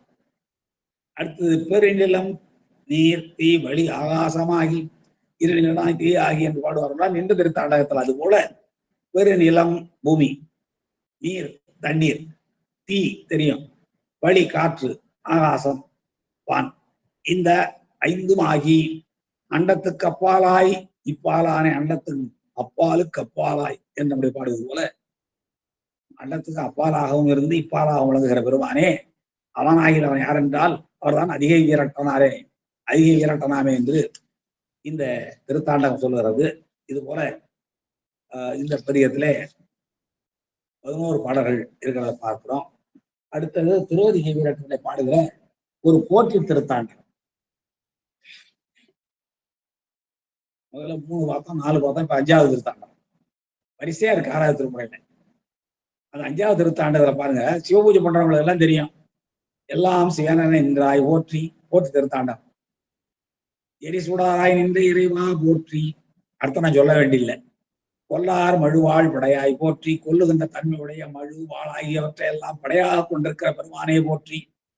கொல்லும் கூற்றொன்று உதைத்தாய் போற்றி, கொல்லுகின்ற தன்மையுடைய கூற்றுவனையே உதைத்து மார்க்கண்டேயனை காப்பாற்றிய இறைவனே போற்றி. கல்லாதார் காட்சிக்கு அரியாய் போற்றி. அதனா கல்லாதார்னா பள்ளிக்கூடத்துக்கு போய் படிக்காதவன் சொல்ல. அனுபவ பொருளை எல்லாம் தேசிகர்களால், ஞான தேசிகர்களால், குருநாதர்களால் கேட்டு அறிய வேண்டும். சிவஞான கல்வியாக இருந்தாலும் சரி, உயர்நிலையை எய்துவிக்கிற சாலோக சாமீப சாரூக சாயுச்சிய அப்படிப்பட்ட உயர்நிலையை எய்துவிக்கின்ற கல்வியாக இருந்தாலும், மறைமுதலான வகையாக இருந்தாலும், ஆகமங்களாக இருந்தாலும், இதையெல்லாம் ஞானாசிரியர்களால் நாம் கேட்டு தெளிய வேண்டும். அப்படிப்பட்ட கல்வியை பெறாதவர்களாலே பெருமான் அறிய முடியாதவர்கள். அதான் கல்லாதார் காட்சிக்கு அரியாய் போற்றி. அனுபவ பொருளை தான் தேசிகர்கள் நமக்கு சொல்லித் தருவார்கள். குருநாதர்கள் எதை அவர்கள் சொல்லித் தருவார்கள் என்றால், தங்களுடைய வாழ்க்கையில் அனுபவப்பட்ட அந்த பிழிவை நமக்கு தருவார்கள். அதுதான் கல்வி. அப்படிப்பட்ட கல்வியை பெறாதவர்களுடைய மானத காட்சிக்கு பெருமான் அறியவன். அடுத்து பாருங்க, கற்றார் இடும்பை களைவாய் போற்றி. மேலே சொன்ன குருநாதர் வாயிலாக கற்றவர்களுடைய துன்பங்களை எல்லாம் போக்குகின்ற பெருமான். கற்றவர் விழுங்கும் கற்பகக்கனியை கரையிலா கருணைமா கடலை மற்றவர் அறியா மாணிக்க மலையை மதிப்பவர் மரமணி விளக்கை செற்றவரும் புறங்கள் சட்டயம் சிவனை திருவிழை விளை வைத்திருந்த உற்றவன் தன்னை கட்டுகன் உள்ளம் குளிர என் கண் குளிர்ந்தனவே. அது மாதிரி கற்றார் இடும்பை களைவாய் போற்றி. அனுபவம் பட்ட தேசிகர்கள் வாழ், ஞான தேசிகர்கள் வாழ், அந்த சிவஞான கல்வியை எல்லாம் கற்று ஆகமங்கள், மறைகள், புராணங்கள், இதிகாசங்கள் ஆகியவற்றையெல்லாம் அனுபவப்பட்ட ஞான தேசிகர்கள் கேட்டு,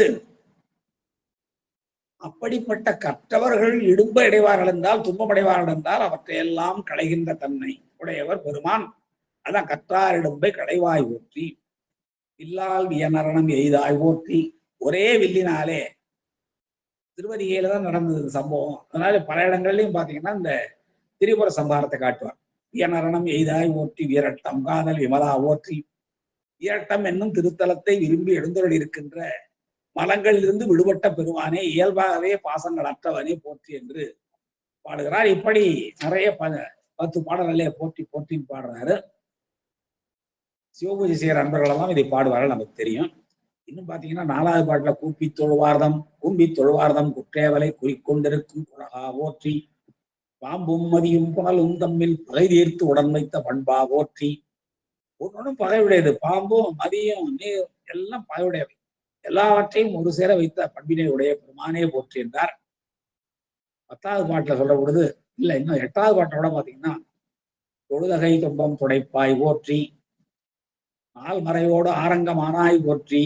அற்றொராள் பாகம் அமர்ந்தாய் போற்றி. நம்ம ஒரு முருகவேள் தன்னை பயந்தாய் போற்றி என்று மிக அருமையாக இந்த திருத்தாண்டகத்தை சொல்கிறார். அடுத்த 6வது திருத்தாண்டகம் வரிசையா 3, 4, 5, 6 எல்லாம் திருவதிகளை பண்ணதான். அந்த 6வது திருத்தாண்டகம் என்பது திருவடி திருத்தாண்டகம்னே பேர். திருவடிக்கே திருத்தாண்டகம் பாடிட்டார். திருவடி திருத்தாண்டகம் ரொம்ப அருமையான பகுதி அது. அரவணையான் சிந்தித்து அறற்றும்படி ஒரு பாட்டு எடுத்துக்கிற முதல் பாட்டை. அரவணையான்னா அரவு பாம்பு, பாம்பே படுக்கையாக கொண்டிருக்கிறவன் திருமால். அவன் எப்பொழுதும் தியானம் செய்து கொண்டே இருக்கிற அடி. தியானம் சிந்தித்து என்றால் தியானத்தைன்னு அர்த்தம். அரவணையான் சிந்தித்து அறற்றுமடி, அருமறையான் சென்னிக்கு அணியாமடி.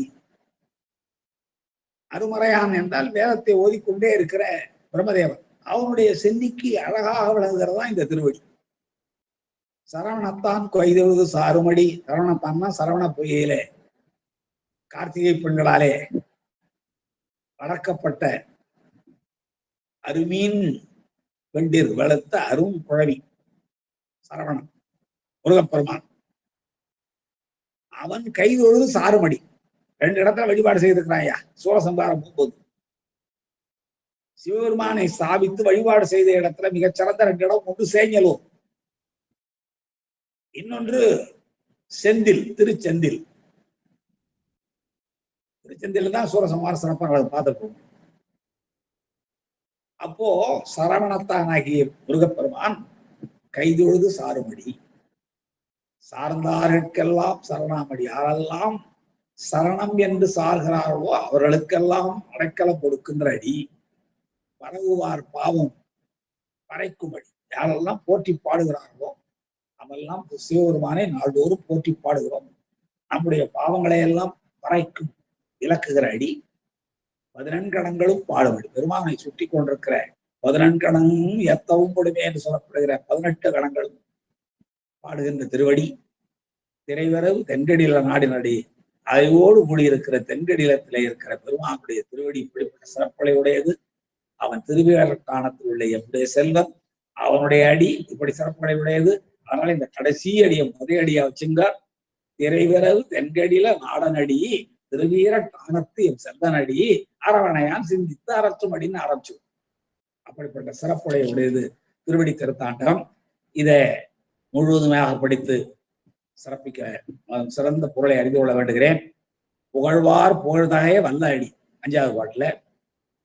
6வது பாட்டுல உரி 2ம் ஒன்றோடு ஒன்று ஒவ்வாடி.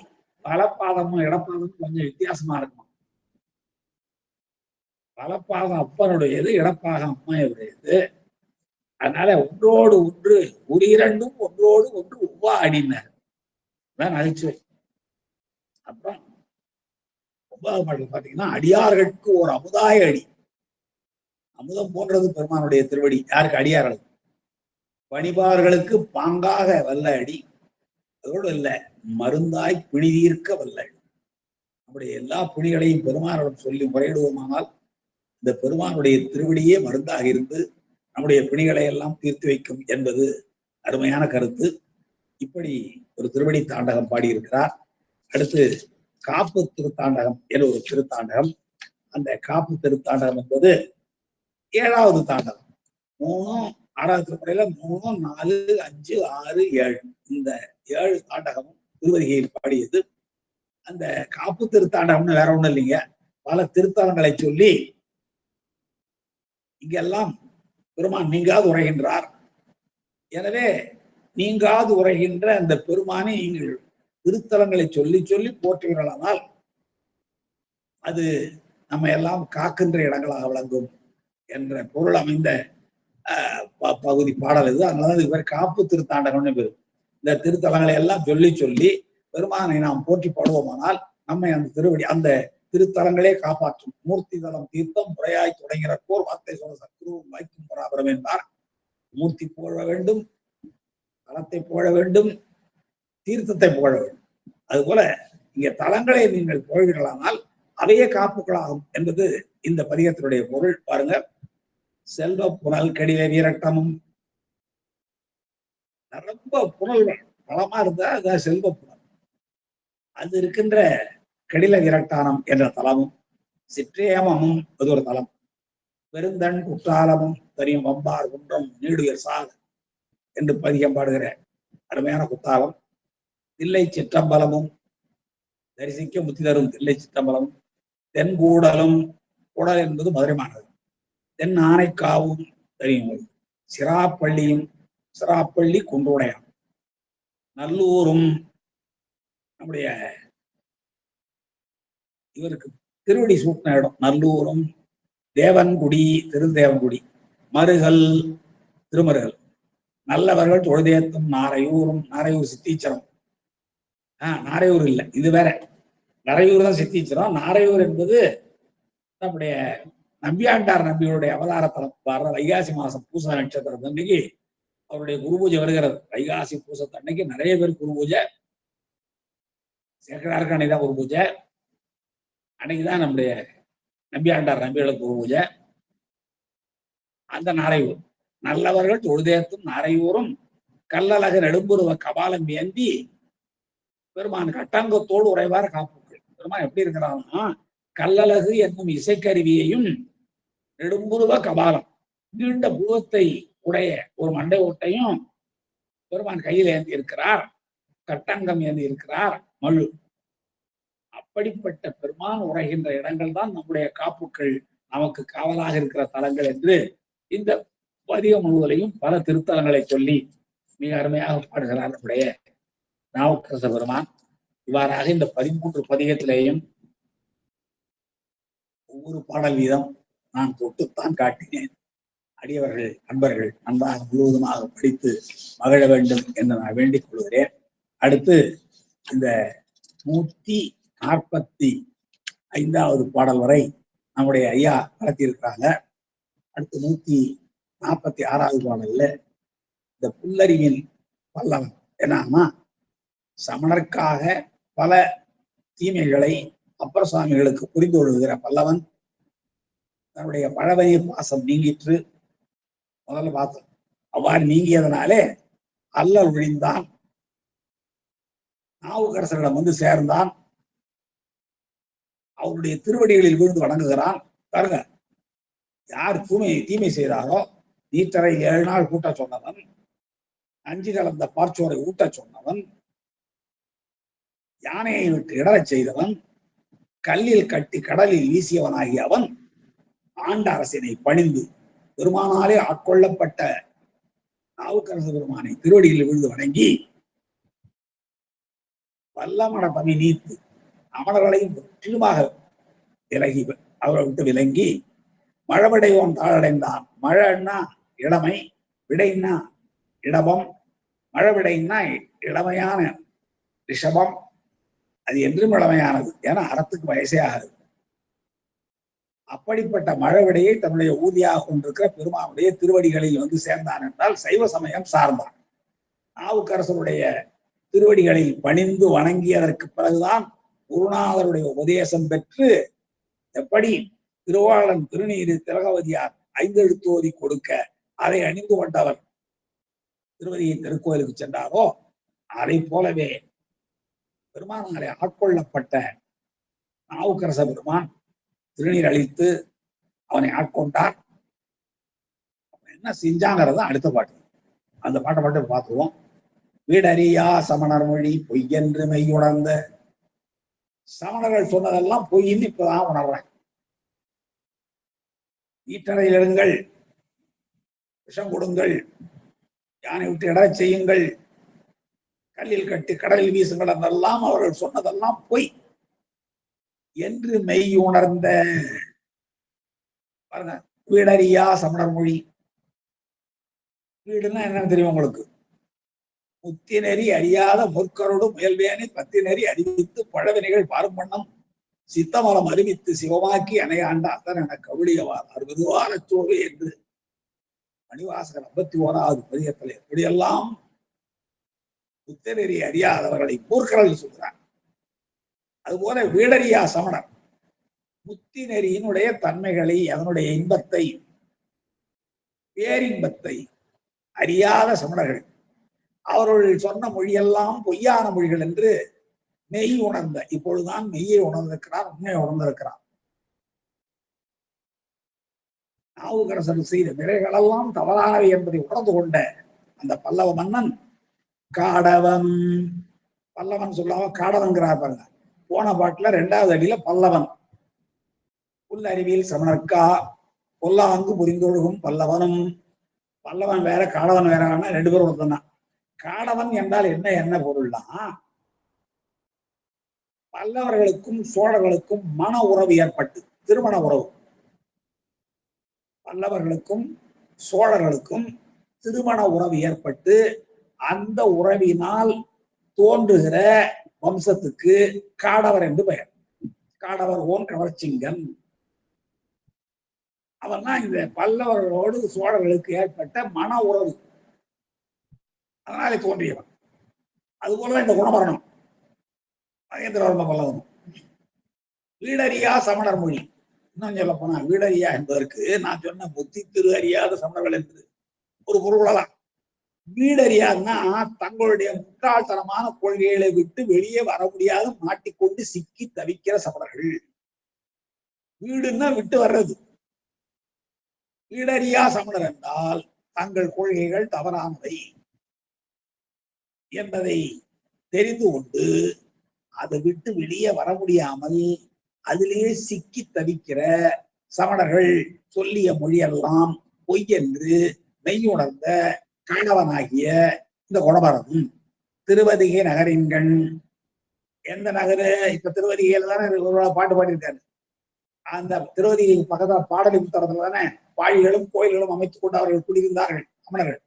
அந்த திருவதிகை நகரின்கண் கண்ணுதற்கு, கண்ணுதல்லாம் யாரு? நெற்றிக்கண்ணையுடைய சிவபெருமானுக்கு பாடலி உத்தரத்தில் அவன் பள்ளியோடு, அதுக்கு பக்கத்துல இந்த பாடலி புத்தகத்திலான சமணர்கள் பள்ளின்னா அவர்கள் தங்குற இடம், மடம். பாழின்னா கோயில். சமணர்களுடைய கோயிலுக்கு பேர் பாழி. பாழின்னா கோயில், பள்ளின்னா அவர்கள் தங்குற மடம். எல்லாத்தையும் அடிச்சான். பாடலி உத்தரத்துல தானே சமணர்கள் இருந்தாங்க திருவதிகைக்கு பக்கத்துல. அந்த திருவதிகைக்கு பக்கத்துல இருந்த பாடலி புத்தகத்துல இருந்த சமன் பள்ளிகளையும் சமன் பாழிகளையும் இடிச்சான், நொறுக்கணும். இடித்து என்ன பண்ண? பாடலி புத்தகத்தில் அமன் பள்ளியோடு பாழிகளும் கூட இடித்து ரெண்டையும் சேர ஒன்றாக இடித்து கொணர்ந்து அதுல இருந்து கொண்டு வந்த கருங்கல் முதலானவற்றை வைத்துக் கொண்டு உணவர ஈச்சரம் எடுத்தான். திருவதியில உணவர ஈச்சரம். ஈச்சரம்னா கோயில் அர்த்தம். ராஜராஜேஸ்வரம், கங்கை கொண்ட சோழேஸ்வரம், சித்தீச்சரம், எப்படி இருக்கு ஈச்சரம், நாகேஸ்வரம். அப்போ ஈச்சரம்னா கோயில் அர்த்தம். குணவர ஈச்சரம் என்றால் குணவரன் இவனுடைய பெயர். வடமொழியிலும் வல்லவன். இவன் தான் குகை கோயில்கள் பலவற்றை கட்டியவன். திருச்சியில் இருக்கிற தாய்மான சுவாமிகள் கோயில் கல்வெட்டுல இவன் சமணத்திலிருந்து சைவம் சார்ந்த வரலாறு எல்லாம் குறிப்பிக்கப்பட்டிருக்கிறது.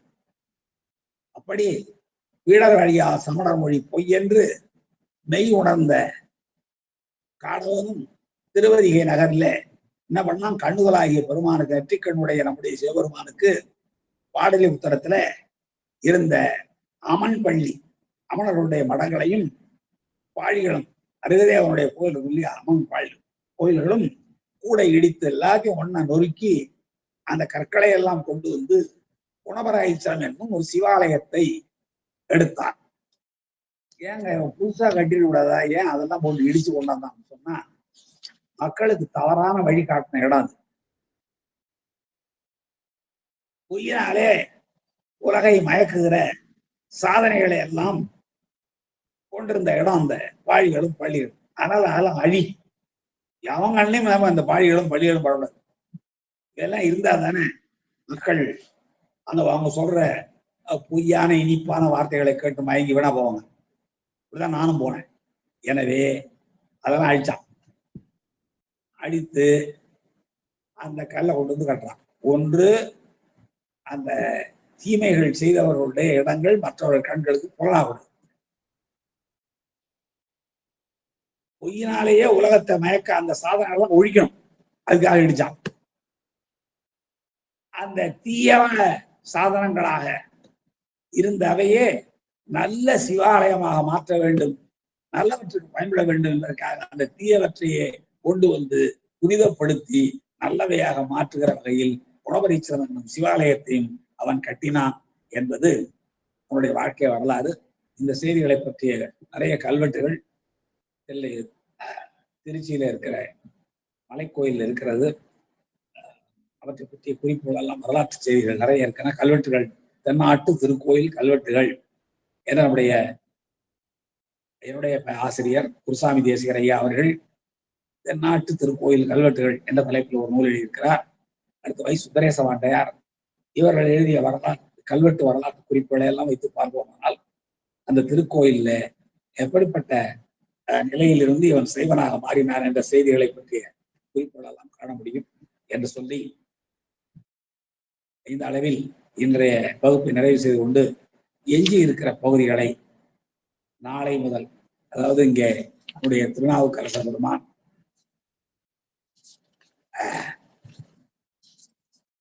இந்த திருவடிகையில உணவரைச்சம் எடுத்ததுக்கு பிறகு திருநாவுக்கரசர் அடுத்தடுத்து என்ன செய்தார் என்பதை நாளை முதல் வகுப்புகளிலே சிந்திக்கலாம் என்று சொல்லி இதுவரை கேட்டிருந்த சைவ தமிழ் சார்ந்தவர்களுக்கு என்னுடைய வாழ்த்தை வணக்கத்தை தெரிவித்து நிறைவு செய்கிறேன். நன்றி, வணக்கம். திருச்சிற்றம்பலம். சிவசிவா, மிக மிக மகிழ்ச்சி ஐயா. ஒரு ஒரு திரண்ட கருத்துக்கள் அந்த திருவதிகை வீரட்டானத்தில் உள்ள அத்தனை திருப்பதிகளை பற்றி நமக்கு கிடைச்சிது. நான் கூட இதை கவனிக்கல. அந்த திருத்தாண்டகம் அந்த வீரட்டத்தையே இது ஆரம்பிக்குது. இந்த காப்பு திருத்தாண்டகத்தில் முதல் வரி தொடக்கமே வீரட்டத்தை தான், அனைத்து பாடல்களையும் என்று சொல்லி எவ்வளோதான் படித்தாலும் அந்த உள்வாங்காத செய்திகள்லாம் இருக்குல்ல, அதுவே இருக்கு, நூல்லையே இருக்கு, அங்கே முன்னுரையிலே எழுதியிருக்காங்க. இந்த திருத்தாண்டகம் முழுதும் அதை போல